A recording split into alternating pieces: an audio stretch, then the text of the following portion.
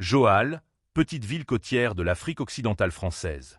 Le 9 octobre 1906, sous le ciel lourd de sel et de souvenirs, naquit Léopold Sédar Senghor. Fils de Basile Diogois Senghor, commerçant catholique et notable sérère, et de Nilan Diémé Bakoum, Peul du Fouta, il grandit entre la rigueur des traditions africaines et les leçons du catéchisme. Le jeune Senghor apprenait très tôt la valeur des mots. Dans les palabres du village, dans les proverbes chantés par sa mère, dans les psaumes lus à voix haute à la mission. Son père voulait qu'il devienne fonctionnaire ou prêtre. Lui rêvait déjà de livres, de rimes, d'étoiles. À 7 ans, il récitait des poèmes bibliques en latin. À 10 ans, il était envoyé à Ngazobile, au petit séminaire des Pères du Saint-Esprit. Là, dans une école dominée par des Blancs, il fut surnommé le petit nègre latiniste, à la fois admiré et moqué. Mais Senghor brillait. À force de discipline et de mémoire prodigieuse, il passa le concours d'entrée au lycée Van Vollenhoven à Dakar. Puis, en 1928, obtint une bourse pour poursuivre ses études en France.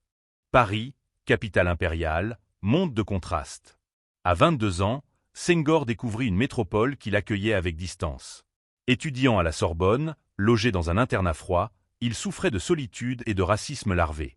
Mais il rencontra Césaire, Damas et d'autres jeunes noirs venus des Antilles ou d'Afrique.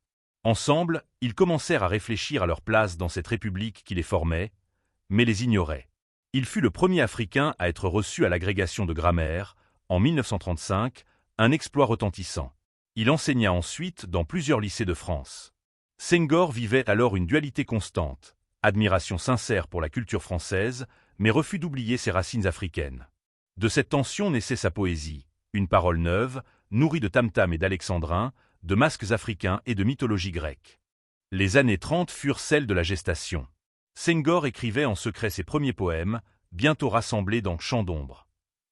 Il découvrait aussi l'art nègre, les musées, les débats enflammés des cafés de Saint-Germain-des-Prés. Mais surtout, il inventait un mot nouveau avec Césaire, la négritude. Un cri, une révolte, un projet littéraire, politique et philosophique. La négritude, ce n'était pas l'exotisme colonial, ni le mimétisme occidental. C'était la réhabilitation de l'Afrique noire, de sa sagesse, de sa spiritualité. Il dit « La raison est hellène. L'émotion est nègre. » Il refusait d'opposer les civilisations, mais voulait les marier. Ce sera le cœur de toute sa pensée, le métissage créateur.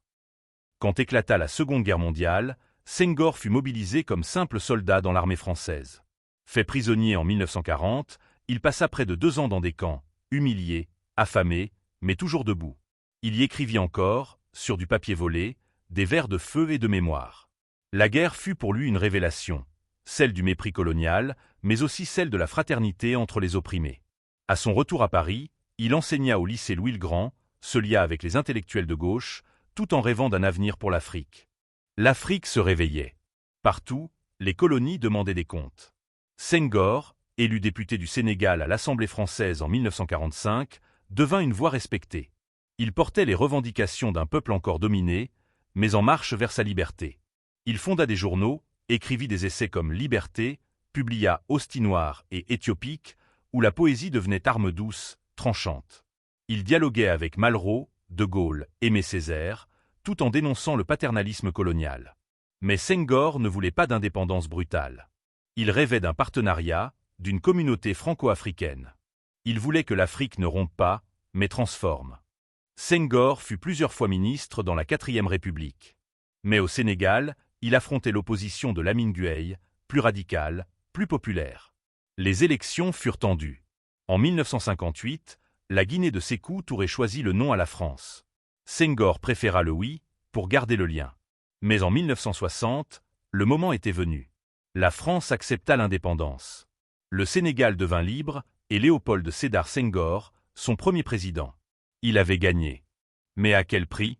Son cœur de poète tremblait à l'idée du pouvoir. Senghor fonda un État. Il créa une constitution, une armée, une université. Il voulait faire du Sénégal une démocratie africaine, éclairée par la culture, la raison, la foi. Mais tout n'était pas simple.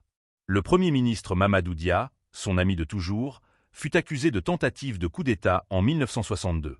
Senghor, déchiré, le fit arrêter. Le Sénégal entrait dans l'ère du pouvoir fort. Pourtant, jamais Senghor ne fut un dictateur. Il refusait la terreur, aimait le débat, voulait éduquer son peuple. Il voyait la politique comme un article, et l'Afrique comme un monde à réinventer. Durant ses 20 ans de présidence, Senghor modernisa son pays. Il créa des institutions, favorisa l'éducation, soutint les arts. Il défendit la francophonie, écrivit encore. Il fit entrer la poésie à l'UNESCO et le Sénégal au panthéon des nations culturelles. Il accueillit des festivals, cita Valéry et Cheikh Anta Diop dans ses discours. Mais il fut aussi critiqué, trop proche de la France, trop élitiste, trop lent à démocratiser. Pourtant, en 1980, à 74 ans, il fit ce qu'aucun chef d'État africain n'avait osé. Il démissionna volontairement. Il passa le relais à Abdou Diouf, dans la paix. Installé en Normandie avec son épouse Française Colette, Senghor continua d'écrire, de méditer. Il entra à l'Académie française en 1983, premier Africain à porter l'habit vers des immortels. Il parlait moins, mais ses mots portaient encore. Il défendait toujours le métissage, la dignité noire, la foi dans la parole.